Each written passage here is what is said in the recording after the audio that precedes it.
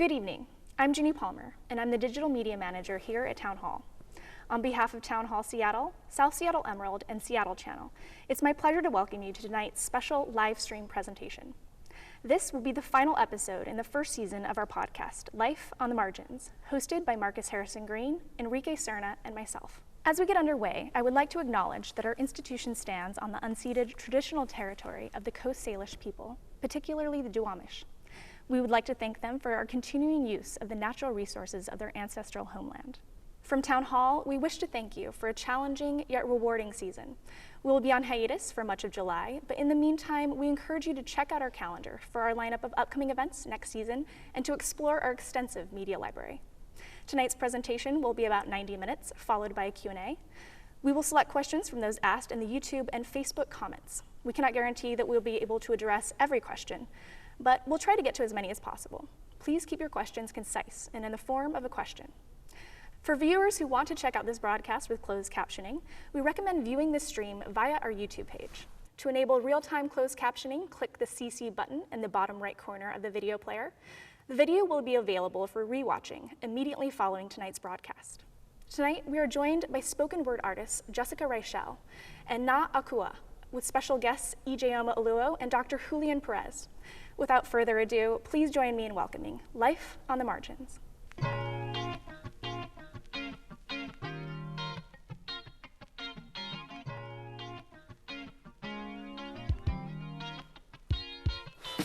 I was born in the Central District, raised in the South End. I'm a homegrown kid, yep, 206 living. Used to play flyers up when I lived up on Union. Pushed it out to Orcus, and eventually the Kenyans. Didn't have much, but thankful for all we was given. It was our hood until... Hello and welcome from Town Hall, Seattle, where we are live with the season-ending episode of our podcast, Life on the Margins.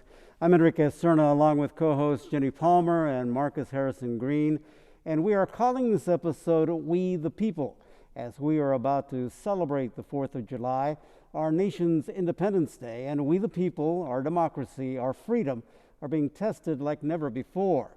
We are facing two pandemics, COVID-19 and racism, our country's original sin. This evening, we tackle both of those difficult issues, and we encourage you to weigh in with your questions and comments. Well, Jenny and Marcus, 3 months since we started this podcast, and the one thing that we can say for sure is there has been a massive amount of change. We hit COVID as we started to do the podcast, and then we had the awful killing of George Floyd, which really has led to, I think, a generational shift in this country about race.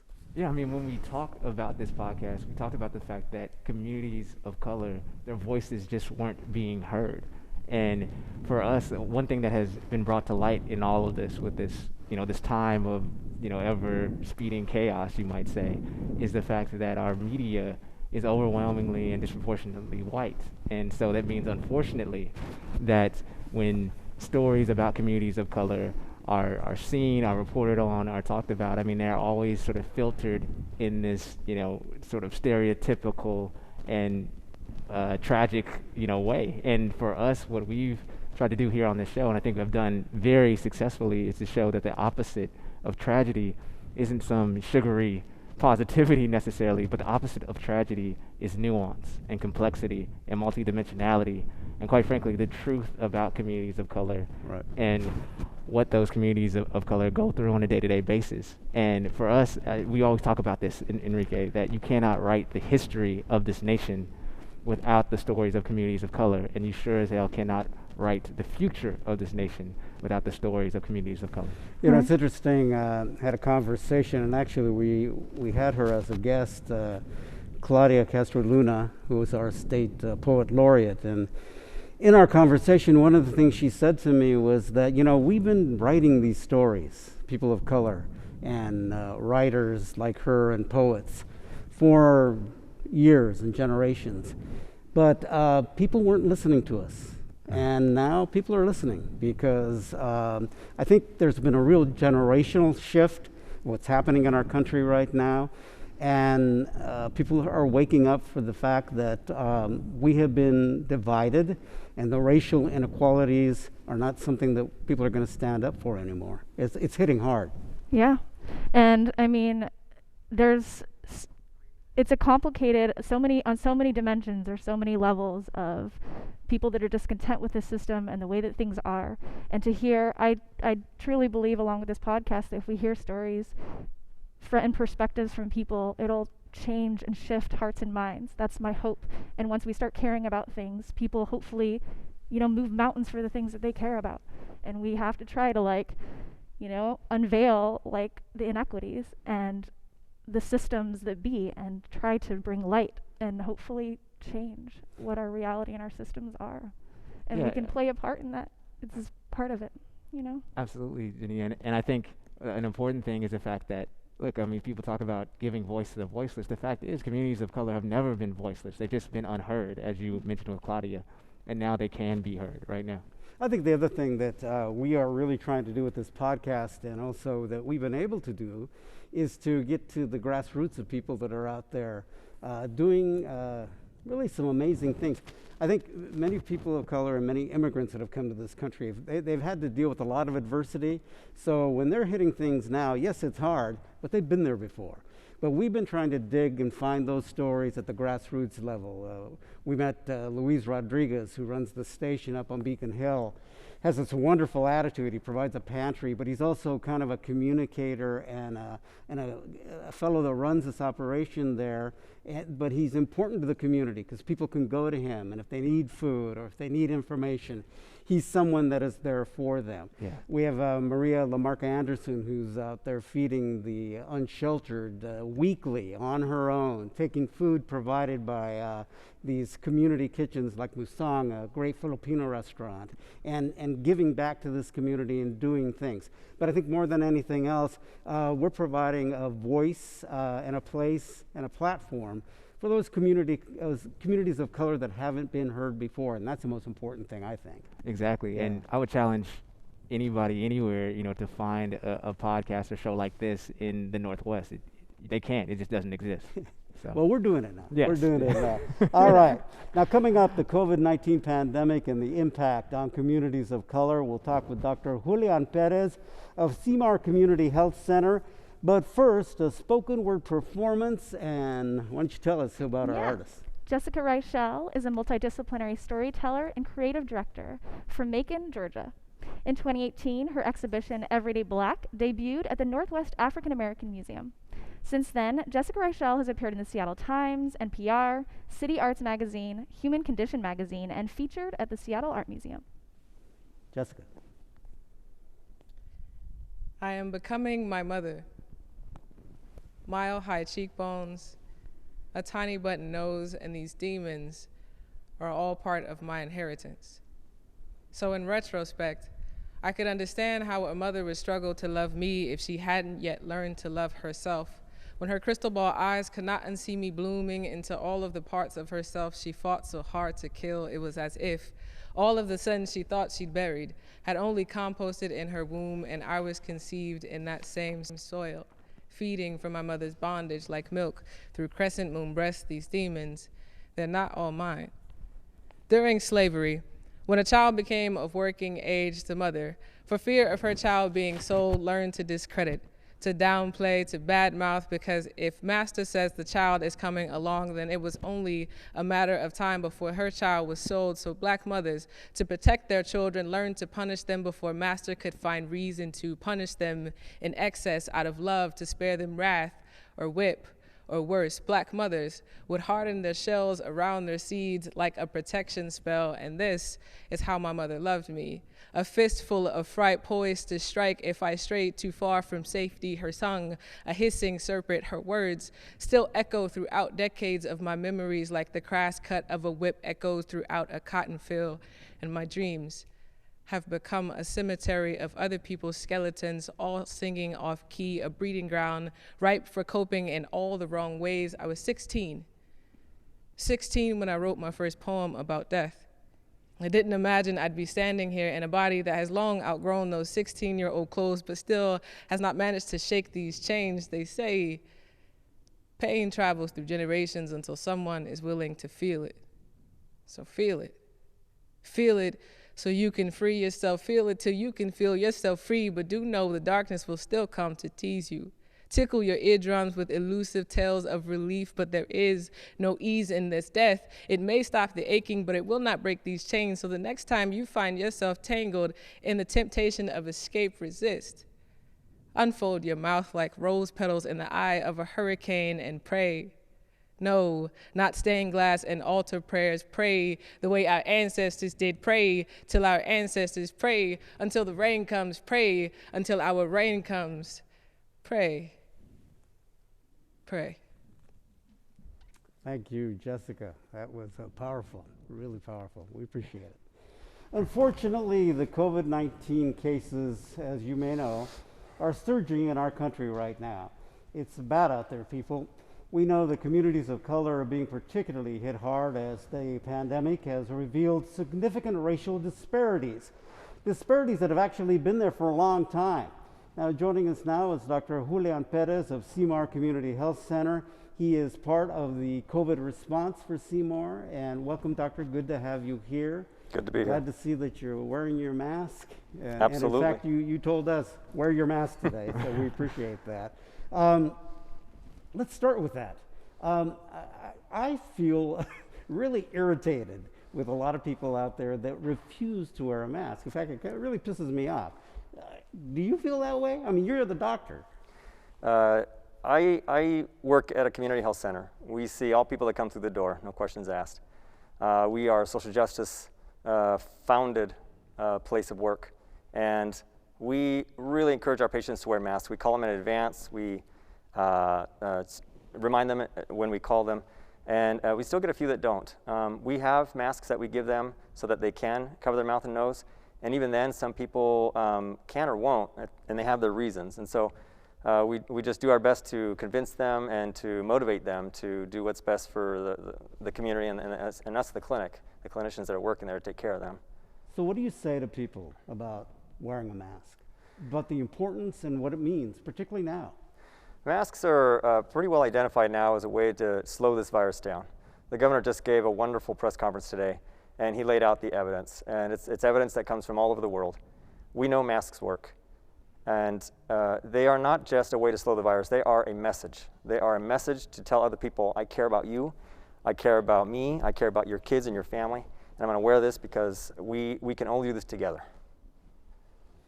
In the community that you serve, it's largely Latino. And what is the challenge that you face in getting the word out? And are people there listening?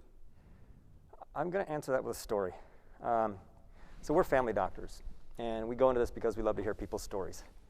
I remember in the beginning of March when this pandemic began, and we heard on the news that weekend prior to clinic opening on Monday that this was now community spread.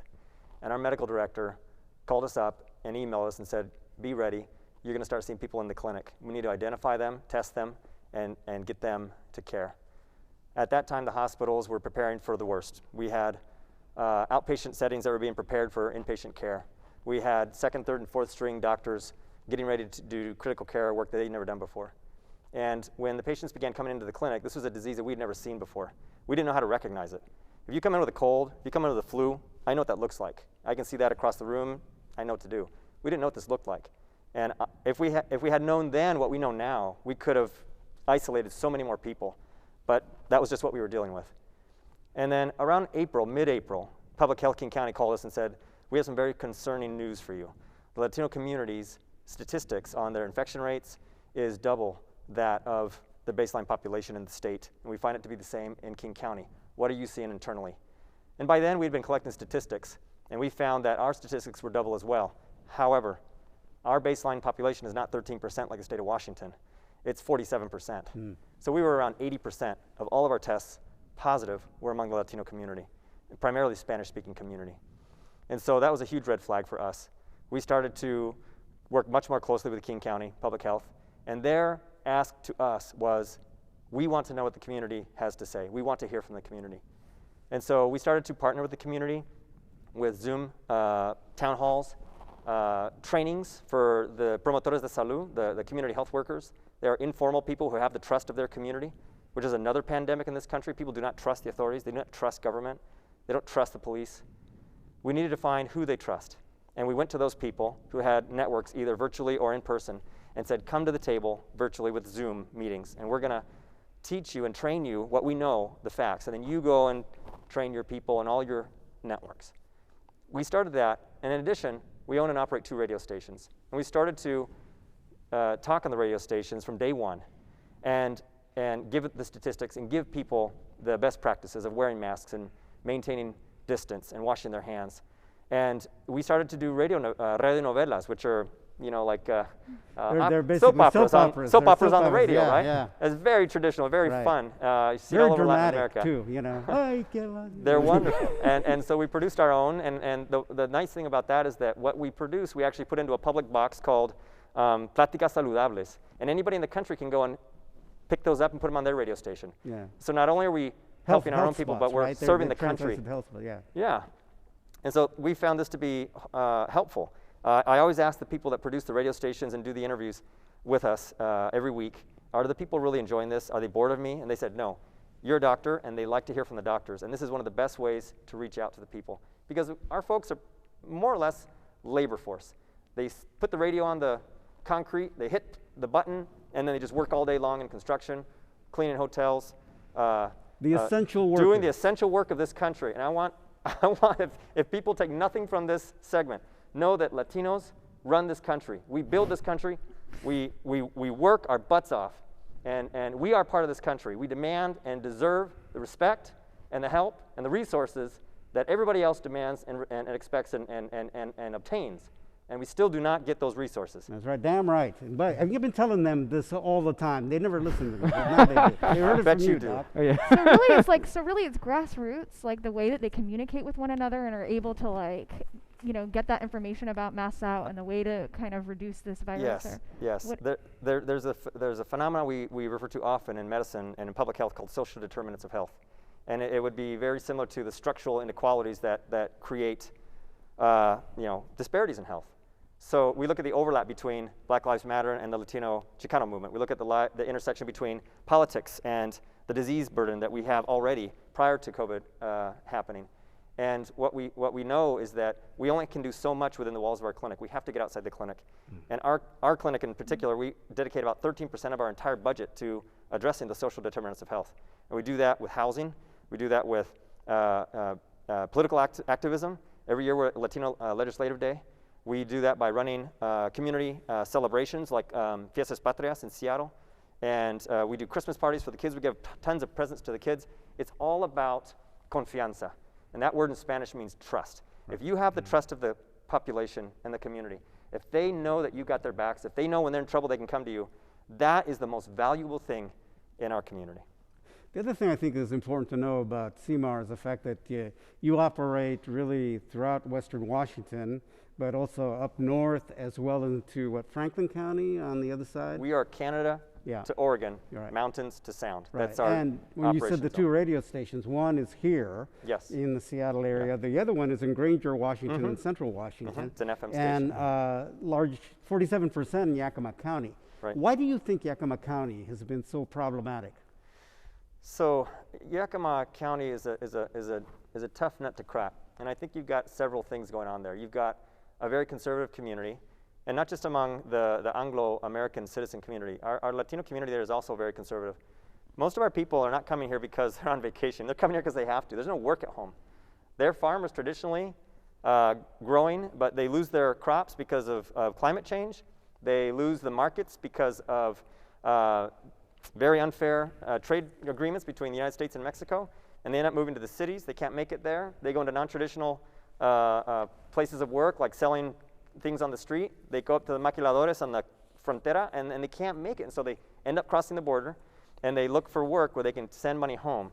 Oftentimes, their families are being extorted. They're being ravaged by gang violence and narcotraficantes. And so they are here to work and send money home and bring their family here. And it's the American dream, right? I mean, come to America, make it.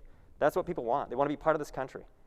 And so in Yakima, you still have a very conservative base of Latino workers in the fields, in the meat processing factories, in the agricultural processing factories. and very religious. And so you have that baseline. They agree with the Anglos in many things, but the problem is that they're not a full part of the community. We have our folks who are working in these areas where they don't have 6-foot distance. They don't have masks. And the first outbreaks were identified in Tri-Cities and in the Yakima area in meatpacking plants. So what happened at the federal level? They didn't say shut those down, send in public health, send in OSHA, clean it up, make it safe, reopen when you can. No, the president said meat is important, and you're going to keep those places open and keep operating. And so that just goes to show you the xenophobia and the racism in that decision. We have experienced the effects of a white supremacist culture for many, many decades, since Mexican people crossed the border after the revolution of 1910, during the Bracero movement in the 50s and 60s, and again now when violence is ravaging all of Latin America and people are escaping. People really are refugees of violence. They're refugees for economic reasons, and it's important that the people that they live with understand these pressures that are driving them north to immigrate and look for a better and safer life. I think understanding this history is just like as we are today with the issues of Black Lives Matter and understanding what the experiences are of Black people in this country, but the brown people in this country have been there putting in and building this country. And this is very, very important to understand at this part, because we're still the essential workers that are keeping everything going today. Correct. From construction to feeding people every day. Yep. And that's why we are important in this society. Yeah, and so, Doctor, I want to say, with so many of the Latino community sort of disproportionately on the front lines, and you know, there were reports that in Yakima you had workers, farm workers, who did not want to actually get tested because they were, you know, scared that they wouldn't be able to work. I mean, what does it say about this country when you have to choose livelihood versus health? It's a horrible decision to make. A lot of our folks are undocumented. They work without papers, or they have work visas that are very, very fragile. And if they don't show up to work, there's someone right behind them that's ready to take their spot, and they'll lose their job, and then the family doesn't eat. That is a reality of all of our patients at the clinic. We are on the western side of the mountains. Not as much farm work in our clinics that we see, at least in the King County area, but north and south, a lot of farm work, and definitely back in the eastern side of the mountains. What I think is that we need to find ways to reach out to the community and make them the experts, make them have them tell us what the answers are. And we've begun to do that with these trusted advocate calls where we're looking at the community and asking them what's going on. And I term it el porqué. We know the statistics. We know that in the beginning, you know, we're 13% of the population. 26% of the disease burden is when we were notified by public health because they were convinced that this was happening. We're up to now 44% of all the positive cases that have been collected in the state of Washington are among Latino community. So this is very concerning, and the trend is going the wrong way. We need to find ways to stem this, and it's not going to necessarily happen by people at the top making decisions. It may not even be data-driven. It needs to be community-driven, and that's why we're reaching out to folks in these non-traditional ways, going to the folks that have the confianza and the trust of the community, and asking them what's going on. Why? El porqué. Why is this happening? You tell us what to do, and we'll marshal the resources, those of us who have privilege and have pull with the decision makers and the purse. What are you doing in trying to reach out to the community as well to get them to understand that, okay, when you finish working on a weekend, you can't just go home and have a party and relax and call your friends over? Because I know that that's still a challenge in communicating that. This is a challenge for everybody. If you take a look at all the states that are now in the last 7 days having the biggest spikes and the booms, right. Florida, Texas, Arizona, California. I mean, it's not just Latinos that are having this urge to go out and party with their friends and have barbecues. Well, that's for sure. Just look at the beaches in Florida and everywhere else. So I want to make that clear. This is not particular to the Latino community. Yeah. However, we are a very social group of people. We love to get together. I had to stay in Seattle instead of visit my mom for her birthday. In 20 years, I had not missed my mom's birthday. That was a heartbreaking decision, but I did it because I love my mom and I'm not going to make her sick. Even though I can get a test before I leave town and head over there, I'm just not going to risk it. We need to convince people that the science is real. We need to impress upon them the importance that we are a community, even though the community at large does not want us here. That's a hard pill to swallow. Will you make the sacrifice to not visit family, to wear that mask, to keep the distance for a community that has actively hunted you down, separated you from your children, and doesn't want you in their country. Particularly when you don't have the resources to have a different home. I mean, right? So often they're put in these conditions where you are with like 8 family members, and you don't have the ability to distance, and you don't, you go to a work where the business and the institution doesn't provide you with the resources, right? And like you're saying, it is grassroots oriented, and it is about trying to find the people that do have access to those resources and try to get, but it still seems so like such a huge challenge and barrier. Yeah, you're exactly right. You hit the nail on the head. Because our folks are working and living paycheck to paycheck, oftentimes they find themselves in living situations where there's not enough space. We have regularly 3 generations in a house, 2 or 3 families sharing a house or an apartment. And when somebody gets sick and we give them the instructions on how to distance themselves and maintain isolation and quarantine, they really have a hard time doing that. They're not comfortable going to a hotel that the county would otherwise provide and pay for. They need to take care of their kids. Who's going to take care of their kids? Right? And there's all these very real concerns. And this is not just among our undocumented workers that can't even read or write or speak English. This is our educated Latino families who have been here for 2 or 3 generations. That cultural value is still, I'm going to stay close to my kids. I'm not letting them out of my sight. It's very difficult to get people to make that tough decision. What are you doing for yourself? I just want to mention too here before I ask you this question that for those of you that are joining us this evening, the doc is here to answer any of your questions or comments that you want to make. So, send us some if you want to. Yourself, I imagine you see COVID patients on a daily basis. How are you taking care of yourself? What's it meant to your life as a doctor? Well, this has been the toughest situation that we have seen, I would say. The economic recession in 2007 was really hard as well. And it was hard because the state had to cut and cut and cut because we have a state mandate, they have to balance the budget. All those cuts came off the back of the poor. Off the backs of the poor, off the backs of the immigrants, off the backs of the minorities. And we had to fight tooth and nail just to keep some programs just barely alive on life support so that when the recession ended, we could revive them and resurrect them. This is different. In those days, it was a budget issue. People could still work. People could still mingle. People still had the resources to be able to get that social connections and get through the day. Now our families have to isolate. They're not supposed to hang out with one another. They still have Zoom and they have phone and they have WhatsApp. They can talk with one another. But it's been very difficult for them, and me too. Most of the medical workers that you have talked to probably in some form are trying to maintain some distance from their families. I've been sleeping in the basement for the last 2 months. I toss all my clothes in the washer when I get home. I haven't kissed my wife on the mouth for 2 months. I hug my daughter and kiss her on the head. I mean, these are just basic things that we've had to change our lives to do. And it's becoming more routine. I mean, we're getting used to it now. But yeah, I mean, you have to find something to feed you. And so for me, it's been just being in the present moment, being mindful, listening to the birds in the morning when I wake up, reading this wonderful upcoming speaker's book.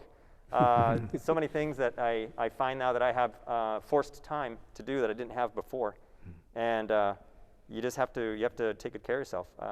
I definitely came to a point when I was not doing well, and I had to identify what was the thing that did it, and I addressed that. Things are better now. But I think every person who works in the front line, whether that be a grocer or a meat processor or a nurse, is going to go through this at some point. And you go through those stages of grief. You go through loss. You go through anger. You go through sadness. And you get to the point where you have resolve. You know what the problem is. You know what to do. And you know how to do it. And that is what drives me now. So I have to ask you, Doctor, too, we just had record numbers of COVID infections the last couple of days nationally. We have now where you have COVID-19 patients being transported from Yakima to Western Washington hospitals. How concerned are you? What is the risk level that we'll see, with an additional spread that might have us, locked back up? Relocked, back up and sort of like what Florida and we see Texas is now doing. Are you scared that we will have to, phase out of phase 2 back to phase 1? It's always a possibility. When you have tools, some of these tools are very blunt. And the governor today said that even in Yakima, even in the Tri-Cities area, they want to give them a 1.5, simply because if people don't have the grocery stores open and the gas stations and the things that they just need to get through the day and get through their weeks, they have to go to other counties and they take the virus with them. And so allowing just a minimum amount of opening and business and services available to the community is important, but you have to convince the community to wear their masks, to wash their hands, and to stay distanced from one another, 6 feet, 2 meters. If you can convince the people to do that, you can be together relatively safely. I mean, just look at what the Black Lives Matter movement did in the last 3 or 4 weeks. I mean, we had hundreds and hundreds of thousands of people in the street all over this country. There have not been outbreaks associated with these massive movements of people in the street.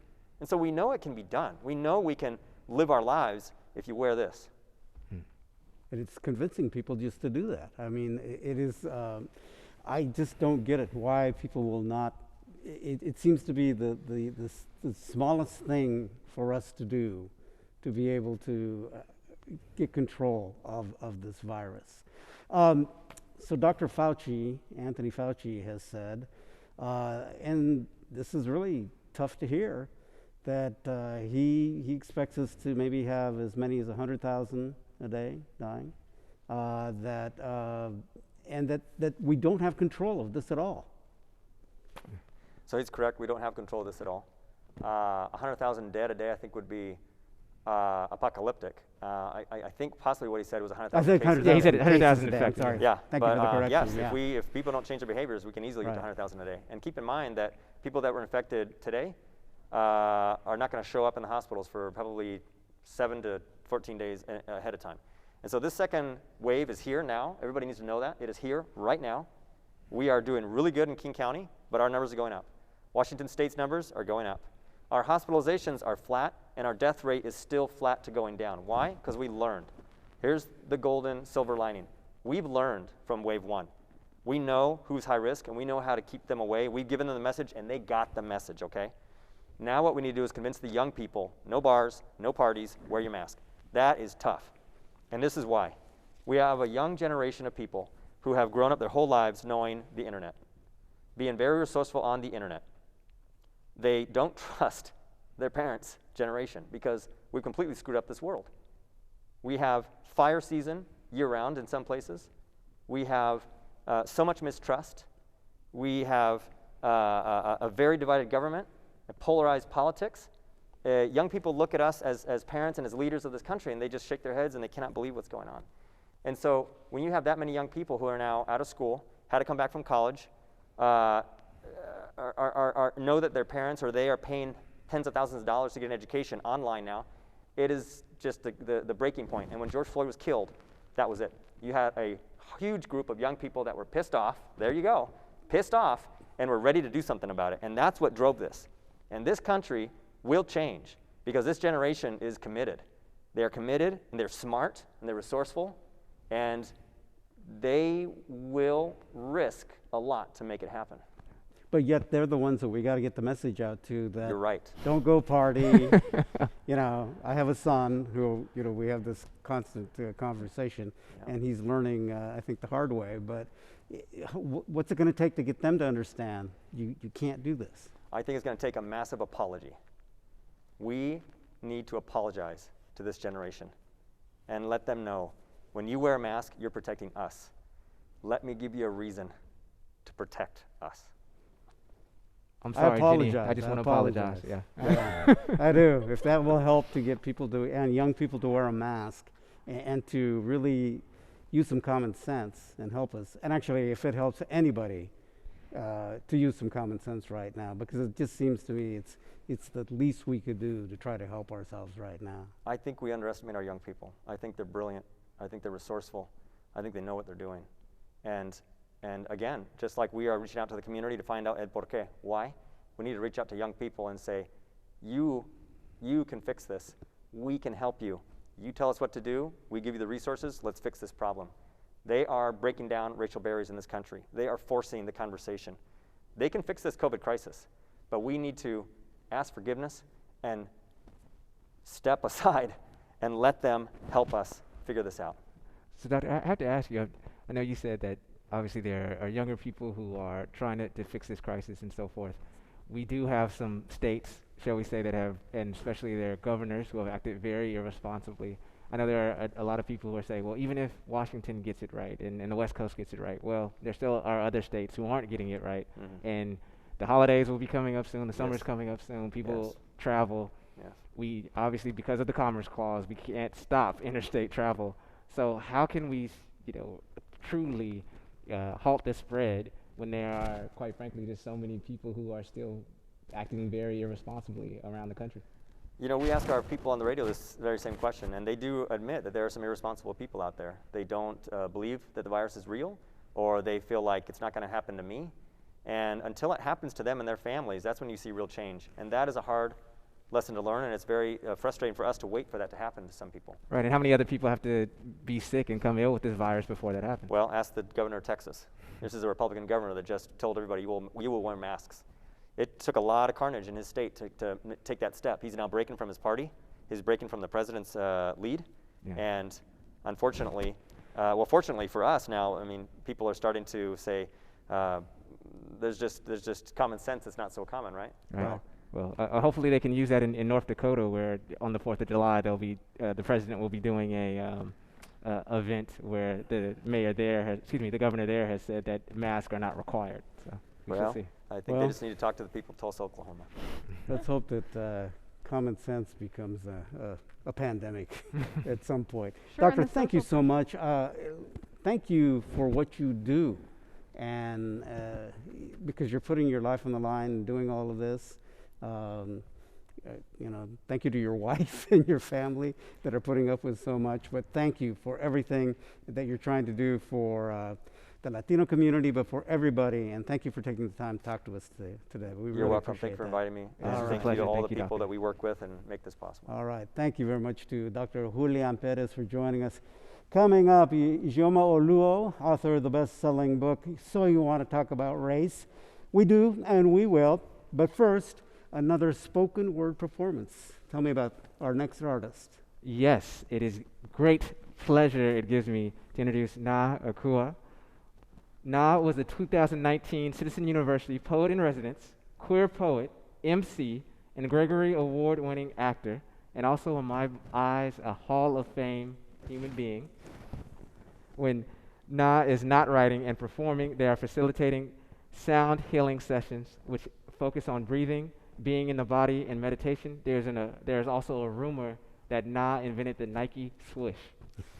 I don't know if I can, guarantee that or verify that, but Naa is awesome, and here Naa is. Thank you.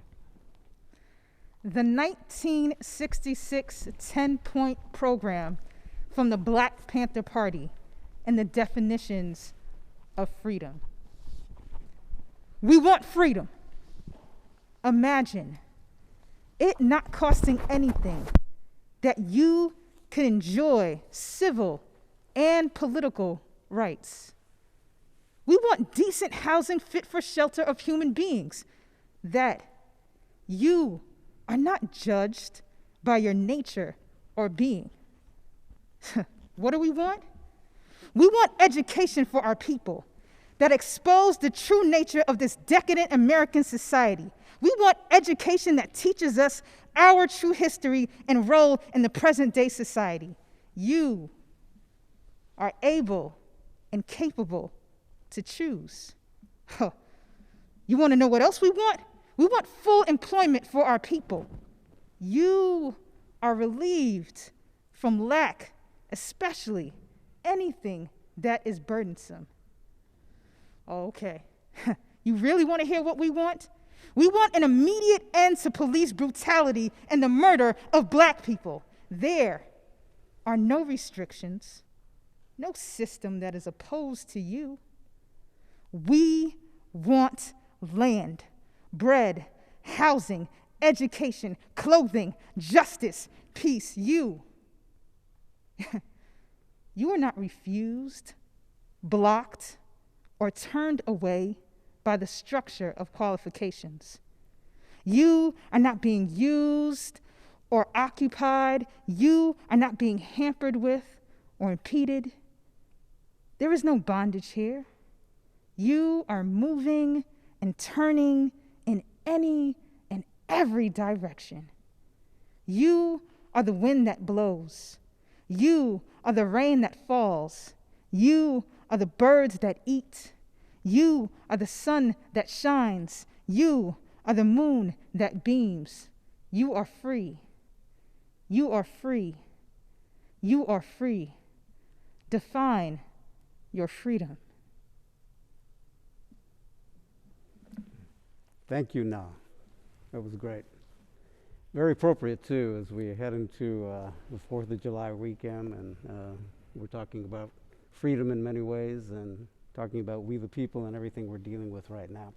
So we move from the COVID-19 pandemic to talk about the pandemic of racism in our country.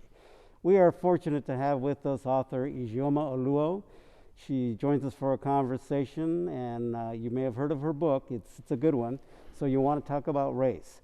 It's a New York Times and Wall Street Journal bestseller, and it's even more timely right now as there is a strong vocal movement for change in regards to race and social justice in this country, Black Lives Matter, police accountability, and welcome, Ijeoma. Thank you so much for being with us. You know, after the George Floyd killing, and we saw the protests, and how did all of that hit you? I mean, I think that, first and foremost, I'm a Black woman. So it hit me the way it hit a lot of Black people, in this country. I was devastated. It's not just George Floyd, right? It's not just Breonna Taylor. It's thousands and thousands of Black lives over multiple generations lost to police violence. And so, we just cried a lot. My partner, who is a Black man, we spend a lot of time just in grief and outrage and exhaustion and, like everyone else. But at the same time, being someone who writes and speaks on issues of race in this country, it also means that, immediately there were regular requests to comment on what was happening. So you're processing, you're grieving, your phone is ringing constantly, and you're trying to figure out how to best utilize the attention that's on you while also trying to care for yourself as a Black person, as a human being. So it's been very traumatic and activating at the same time. It's been a lot, and I think that anyone who does work in this sphere feels very similarly. So I know you're also a mother to two beautiful Black boys. They might take exception with me calling them beautiful.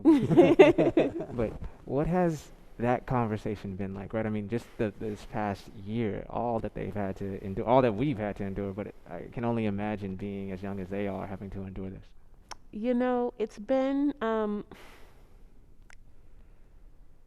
for them, I'm sad to say their life has been really shaped in recent years. A lot of their life has been shaped in recent years by white supremacy, as it has for multiple generations, but recognizing how many of their formative years really aren't actually around the Obama presidency, but around the election of Trump now. And what that meant, and I'll always remember my son falling asleep at the election in 2016, and my younger son, who was, 8 at the time, and he fell asleep with a laptop on his chest, and he'd been Googling white supremacy, trying to figure out what it was and how it works, because this election meant, it was coming for him. So this, it's tough because as a parent, you want to preserve their childhood and joy. But you also can't shield them from the reality of the world. And at first, it was interesting because I think they were just more concerned for us, watching what I was going through, watching what my partner was going through. They didn't want us to be sad. They wanted to know that home was still going to be okay and safe. And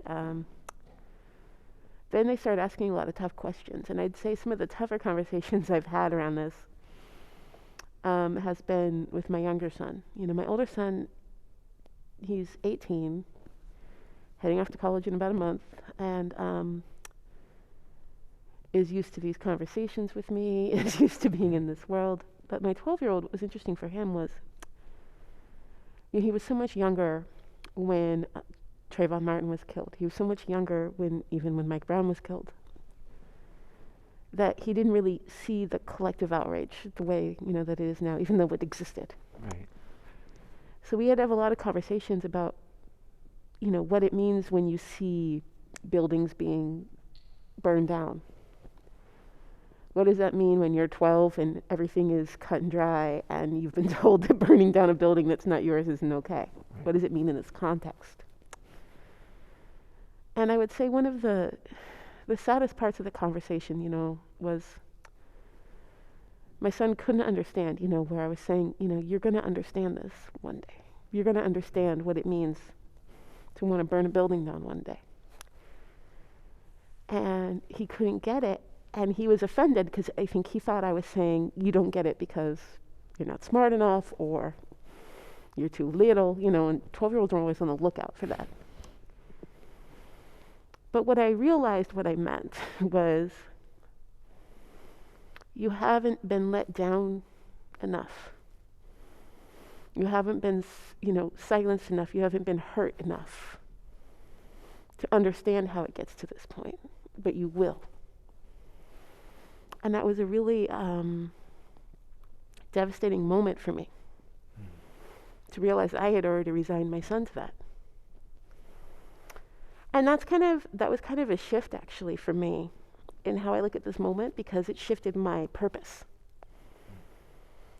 It shifted my purpose to being one of making sure that the hope and the fire that we're seeing in young people right now is protected and rewarded in a way that it wasn't for my generation, for the generation before, for the generation before.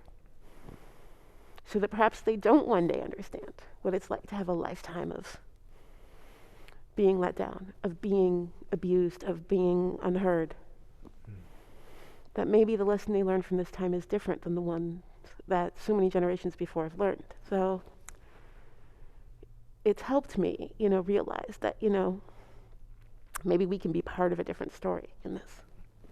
And does this time feel different to you? There's so many people who say that it feels palpably different. For a while I didn't think it did. Especially because those of us who were around in 2014, 2015. Right. But when I heard Angela Davis say that she was glad that she lived long enough to see this moment, I was like, who am I to second guess Angela Davis? Right. Who am I to be like, oh, well, you don't know. That's Black Jesus, as my mother calls him. Right? And so, what I realized, is that every day is a possibility for it to be something different. Every protest is a possibility for it to be something different. And so, yeah, it's different if we decide it's different, right? It's different if we keep fighting. It's different if we support the young people in our movements. It's different if we keep calling attention to what's happening. Otherwise, it won't be. Are you hopeful? I have to be. This week, I've spent time just interviewing young activists. So every day, like at noon on my Instagram, I'm just talking to young people. And oh my gosh, if you want to feel hopeful, spend time with young activists. Like just these young people who have such fire in their eyes, who aren't just, I think I can change the world, who are like, I am changing the world, and they're so bright and they're so driven and they're so positive, even when they're hurting, even when they've been so hurt. If you believe in Black lives, you have to believe in the potential in the revolutionary potential of Black people. And that means I can't look at these majestic, amazing young Black activists and not be hopeful. How do I believe in Black lives then? So we have to be hopeful. I mean, we're here. We're a miracle. We are here 400 years later. We have to be hopeful. And does it re-inspire and reinvigorate your work? Because as we mentioned before, like the George Floyd protests happen and suddenly there's this resurgence of your work is once again in the limelight and become that much more important. And so you meet these activists and you're in this position where you know, a lot of people are listening and want to hear from you and want to know what you have to say. And like, how are you energetically? How is that like, you know, how is that resurgence affecting you? Where are you at with that? You know, it's, at first I was kind of bitter around it in a way, because it's definitely hard. And I think that many people, many Black people, many Indigenous people, many activists will feel this, where you're like, oh, you could care about these things. You could have this whole time. You could show up at a protest. I thought that wasn't your thing. I thought, you know, you didn't do this. And oh, now you do. Oh, you know, press, you could be covering these issues. And it was really, you know, tempting to stay in that space. For me right now, you know, I'm just trying to think of where the attention, the platform I have can be leveraged to maintain momentum for the movement and to elevate younger voices and to elevate more marginalized voices than mine. I'm at the, you know, where I am now, even versus when I wrote the book, is at a place of vastly increased privilege. And that means, you know, that with each one of these, with each book, with each increase in notoriety, it becomes less about me. I will always be a Black woman, which means it will always be dear to me. I will always try my best to stay accountable and stay connected. But it would be foolish of me to say that I'm at the center of this particular moment or this particular movement. And so as long as media functions the way that it does, as long as the gateholders operate the way that they do, you know, right now I'm trying to like focus that energy and attention into uplifting other voices, into keeping people focused in supporting the movement in general, and then also, you know, trying to learn my lessons in the past of how to preserve myself a little bit, preserve some time. Once you know, though, your clear mission, it becomes a lot easier. You know, like once I decided that this moment was really about keeping people motivated and keeping, you know, the voices of young activists out there, then it was really easy to start turning things away that didn't fit that, you know? And I think that for anyone who's wondering, like, can I sustain activism? You know, and I think a lot of people right now are wondering, can we sustain activism right now? Can we sustain this energy? Find your place. In fact, one of the young activists, you know, I was talking today was saying, you know, once you find your peace, find it, you know, and let that drive you. And what I would add to that is, let that tell you what you can let go, you know, so that you can keep going for the long haul. Do you tell the young folks that, I know they probably want everything now, but this is a marathon? No, you know, because I think that every person my age tells them it's a marathon. I would rather tell them to, I am so glad that they want it to happen now. Because lives are lost in the waiting, right? So yeah, fight for it like you need it yesterday, you know, and like you expect it yesterday. So this is more like a Daytona 500 where you're going as fast as you can. I mean, grant you, maybe with NASCAR, maybe that's a bad allegory at this point in time. But all that being said, you also talk about how during these time periods of sort of sustained momentum and sustained movements, you also need joy. And you need to find a way to squeeze out joy every day. Can you talk a little bit more about that? Yeah, it's so important. And, you know, this is something over the years that I can say I didn't used to be very good at, and at times I'm still not good at it at all. But I'm in the movement for Black lives. I'm fighting for Black lives. Not for Black survival, not for Black existence, for Black life. And that is bigger than just not being killed. It is about our right to thrive. And I can't say that I am fighting for Black lives and not care about my Black self and not care about my Black family, you know, not care about other Black activists And so it is really important, what I had started saying, I used to talk, before we were all at home. Right. I used to spend a lot of time at colleges and universities in predominantly white institutions. And it would always be this kind of sea of white faces. And then an overrepresentation of black students, that were coming just to hear something. And the amount of pain in their eyes as it would come Q&A time and they would ask me, how can I give more, right? I'm tired, I'm scared. We're talking to 20-year-olds, right? I've been hurt, but how do I keep fighting? How do I keep giving? How do I keep educating?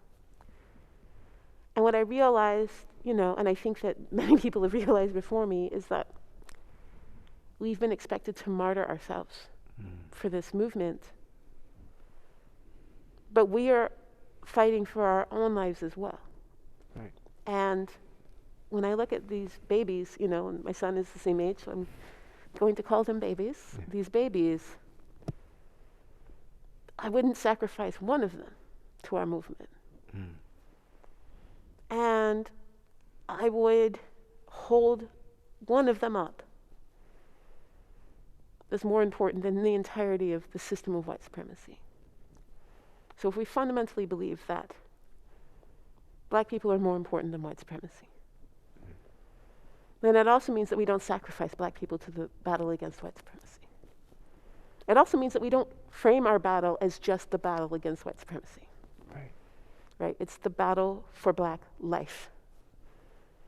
And so that means that you have to have joy. If we reconcile ourselves with the fact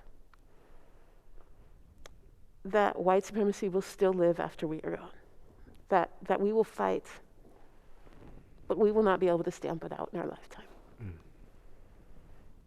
then we either say we are going to sacrifice yet another generation,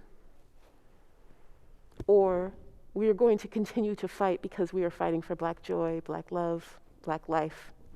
And that means we have to appreciate all of that as it's happening. Right. And so I wouldn't even say it's just important. It is the end-all and be-all of our work. If we defeat white supremacy and we are not here at the end of it, then what have we done? If we say we defeated white supremacy and we lost multiple generations, what have we done? We have to appreciate and value every moment of joy that's open to us and cultivate joy. Because that's what motivates our work. Right. That's what we're fighting for. We're fighting to protect that. And so I hope that every black person out there who's feeling very much like they're being told that we can't afford joy right now, and that happens a lot, and especially in times like this, people don't want to see black joy. They don't want to see people dancing or hugging or laughing. They're like, no, it's too serious. Can't you see? People are dying. Yes, and that could be you. It could be me. Right. And if we didn't decide that we were worth joy in the time we have, then what are we doing? And so I hope that everybody pushes back against the messaging that we have to be martyred to this. And that there isn't anything radical about black joy, because there absolutely is. And practice it, cultivate it. Spend more time on that than focusing on whiteness. Spend more time cultivating black joy and love and safety and healing than focusing on whiteness, because we deserve more of our attention. I appreciate that permission, I gotta say. Now, I do have to ask, because I know people are sort of christening this moment as the great awakening, so to speak. The New York Times bestseller list is looking like an anti-racist guide. With obviously your book on top. With all that being said, because I know you interact with people online a lot, you call yourself an internet yeller. I don't know how you do it. I want to be you when I grow up, as I say. But what do you think is the greatest fallacy about this country that people are finally waking up to, that you've seen in these last few months? you know, what I'm seeing right now is that that many non-black people, I would say non-black and non-indigenous, right? Because many of these issues have been hitting the indigenous community just as hard, if not harder, for a very long time, including police violence, are realizing is what we've always known, which is it doesn't stop. I think that when you had all of these distractions pre-COVID and all of this privilege and all of this messaging that told you were safe and the system worked and people were really, our systems were really good and really did take care of people, and there were a couple of exceptions, you could bounce from one killing to the next one that made the news. And it could feel like nothing happened between January and June, right? Mm-hmm. And now we're in a space where sports is canceled, where we can't go out to bars, where our government has been shown to be as incompetent as it always has been, where capitalism has not been able to jump in and save people in their time of need. And then people are realizing, wait, and still cops kill people? Like, that still happens? That's still a thing? And it's going to happen again? And I can't distract myself from it? And wait, they had nothing better to do and still this? Right. And I think, the comments I would hear from people were, people still will come and I will post, another person that's killed, they'll say, I don't know how much more of this I can take. Right. What are you talking about? And they're just realizing, oh, it doesn't stop. And I think that that's been the biggest thing for people is to recognize that it is unbearable. And they thought it was bearable only because they were able to step away from it, to feel removed from it. Right. And I think they're recognizing, oh, you can't live like this. Mm. You can't live with this trauma, with this fear. You can't live feeling failed by all of your systems. You can't live watching people be crushed over and over and over and over again. You can't live with this grief, with this pain day in and day out and be okay. And I think that that's caused a big shift in how, especially white America, sees our protests, sees our pain. There are, of course, segments of the population who I call flat earthers, right? Yeah. They believe what they believe because it's what they want to believe, right? They are convinced the earth is flat. If in 2020 you think the earth is flat, I can't help you. Mm. You want to. And there are the flat earthers of racism who believe it doesn't exist, right? But for what I have noticed is a shift where we're not having to explain that racism is a problem like we had to every other time something like this happened. We don't have to explain. Like, I'm getting less calls of, can you come on the radio and explain why black people are angry? Like that part, people are getting. Unless it's Fox News or something, I assume. Okay. Right? No, I would get that from contemporary, from liberal papers. Can you write an article about why you're so angry? Wow. I didn't realize I had to do this, Yeah, how many words you giving me? Exactly, and I don't have to say, I'm getting far less requests of, can you explain why it's bad to say all lives matter? Like, people have realized, oh, we can set this aside. And I think that's an important shift because for a long time we've been stuck in this space of like, what verbiage should we be using? Right. How do you convince your uncle who doesn't even think black people are people that, racism might be a problem? We've moved away from that and into what's the best course of action. But how long do you think this awakening lasts, right? Sports are going to come back. Movies are going to come back. Distractions are going to come back. How do we get these newly woke people to stick around to the party, or does it even matter at this point? I don't. I would love to say that I know what's going to happen to our economy, but I don't. I don't think, when this crisis, this coronavirus, this COVID-19 crisis started, I think we all had vastly different ideas of where we were going to be in July. Right. Actually, when you figure that part of it out, please let me know ahead of time so I can call my broker. Yeah, right. You know, so yes, I assume that one day we will find a way to bring everything back, but we don't know what it will look like. We don't know what will be lost in the meantime. Right. I assume, based on past pandemics, that yes, that will recover, and with that, the means to ignore what's happening if you are privileged will come back as well. All I can hope is that a couple of things happen. One, that we get to build a new generation of activists who have the structure and the experience to create lasting, effective protests. And I think that that's what we're seeing being built right now. That's really promising to me. Yeah. And I think also that we will see that the people who do have to face this will feel empowered. We'll hopefully have enough wins, enough progress to continually protest, right? Because Black people have been protesting, Right. even when no one's been paying attention. So those are kind of my hopes for this time. And not just protesting, but each time you learn something, right? And then it's like implementing change, trying to get it into government, getting policy, taking the steps. Like every time, can we get further? Can we push harder? Can we make change? Can we see, the things that we want to change actually live in our world, right? In our systems, and the community around us, Yeah, and I think it's important too that we also recognize the incredibly generous and steadfast mentorship of activists who were out in 2012, 2013, 2014, 2015, who are reaching out, working with college students, high school students, Right. showing them how, we're seeing that, right? We're seeing that cycle of this is how far we got, this is what we did, this is where we failed.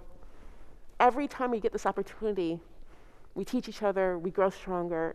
It's important and it's helpful. And I'm hoping that we can really fast forward that, intensify that in this time, and actually see some of it make its way into policy and start seeing what works, what doesn't work, where we can press, where we can't. And then the next time we push even further. We have to just take advantage of every bit that we have. I want to jump in with some questions that we have that people have sent in. One question that we received is, what would you like to see happen next for Black people economically, politically, and for racial justice in Seattle specifically? Well, I love how that's specifically and also an incredibly big Yeah, question. I know. We'll be a little broad and then we'll come down. Yeah. Everything, but for here. Yeah. Okay. And can you do it in 30 seconds? No. Right. I mean, I don't think I could answer quickly that question at all, but I would definitely say what we're seeing in this particular time right now is the need for immense investment in Black community, in communities of color, here in Seattle, better safety nets, better investment, better infrastructure, better jobs, more affordable housing, better housing laws. We're also seeing the failures of our medical system and how it's impacting Black and Indigenous communities especially. So we need to be addressing that. But we absolutely, absolutely, absolutely need to defund the police. There is no question about that. What we have seen these last few months, what we have seen these last few decades, these last few 100 years, but here in Seattle specifically, proves that the Seattle police are not a reliable partner. They are not interested in real growth or change. And honestly, our city government that supports them is not either. So what we need right now is people willing to partner with us in serious, thoughtful abolition. And this isn't rash. It's not something that happens overnight. But it's also not something we haven't thought out. It's also not something that generations of activists haven't been planning for. And when you say defund, define what you mean there. Because, people are saying, white people freak out saying, "No, what? I want police. I need something here." Right. But explain. A couple of things. What was interesting is I was talking with the absolutely brilliant Naa Akua, one of the co-founders of Black Lives Matter Toronto. We were talking about what does it mean to defund the police. the first thing they brought up that I hope white people watching will consider is most financially comfortable white people already live in a society that has pretty much defunded the police.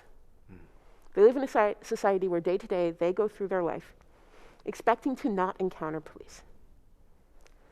If their child has a mental health issue, they do not think, I'm going to call the police. They think I'm going to get appropriate help.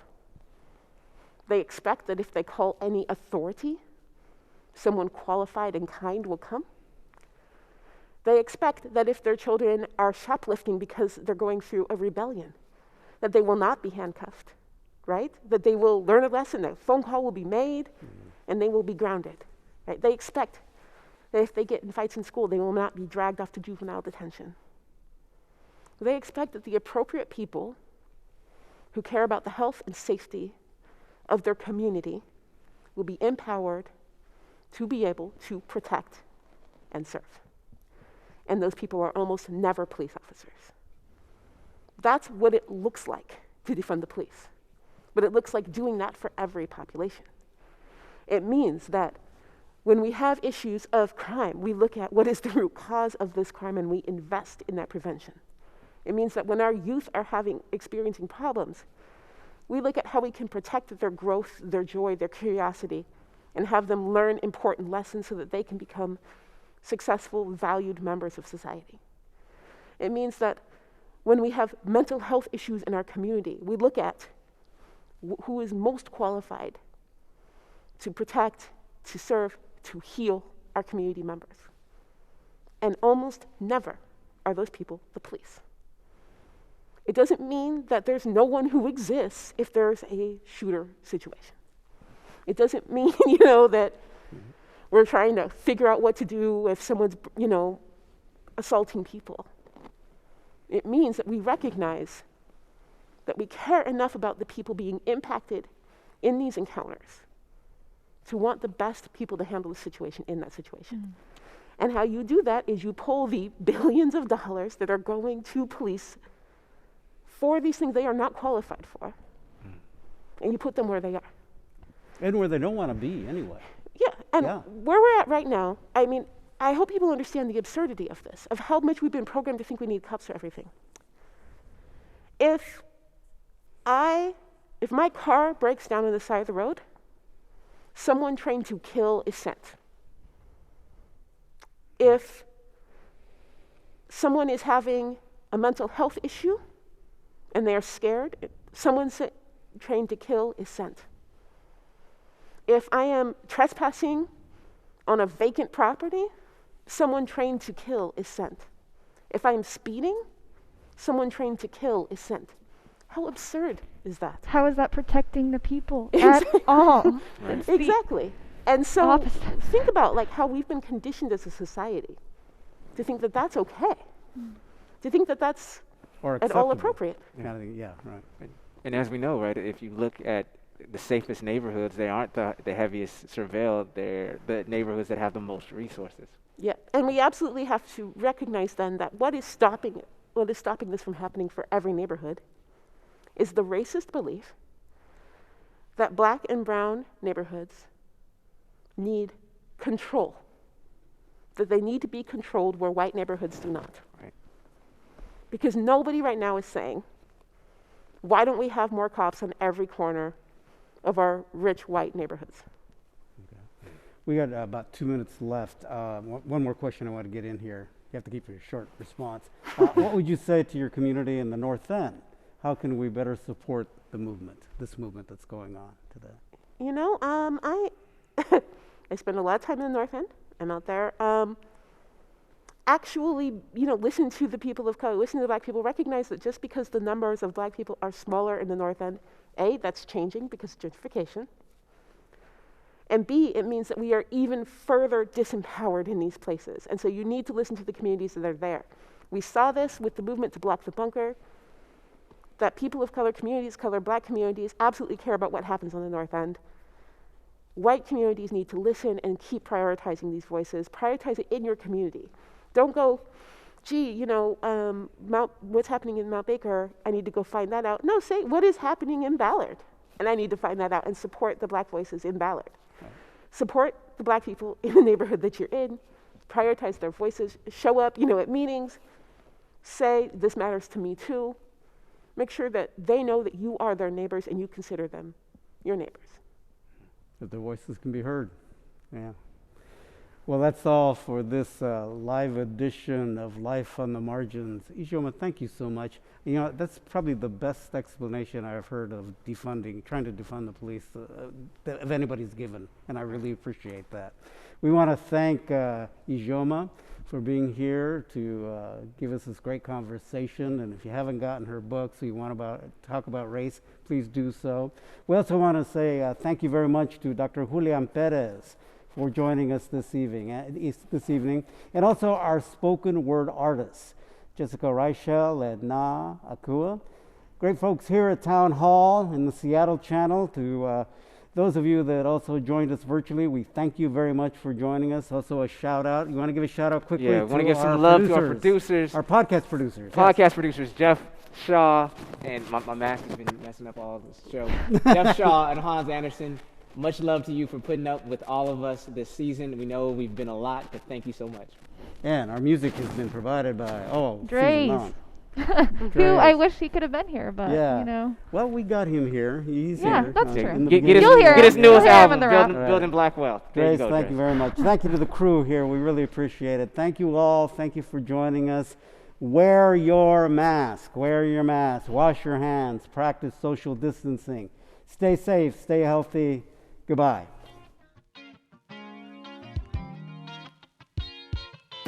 I was born in the Central District, raised in the South End. I'm a homegrown kid, 206 living. Used to play flyers up when I lived up on Union. Pushed it out to Orcus and eventually the Kenyans. Didn't have much, but thankful for all we was given. It was all hood until Weed and Seed crept in.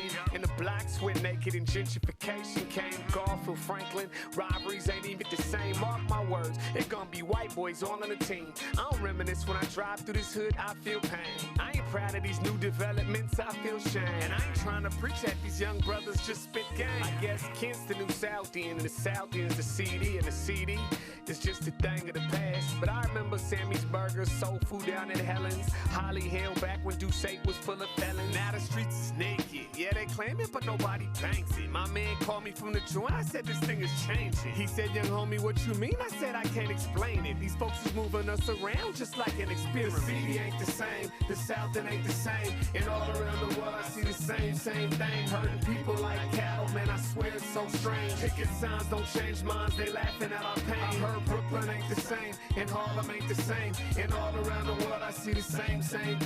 Black men in the White House and ain't nothing changed. Playing checkers with our lives, but I'm seeing through the game. Okay, I get it, it's supposed to be the melting pot, but am I wrong for wanting to live around my own? Loitering in the park, brown bag sipping, slap box and dice game, fried chicken for Richlands. Drive by tooting my horn, what up pimpin'? This is the town in 95, good living. Sewer Park was poppin', Black Fest, Soul Fest. Rose from these L's, man them things was so fresh. Used to own our homes, now we're all renters.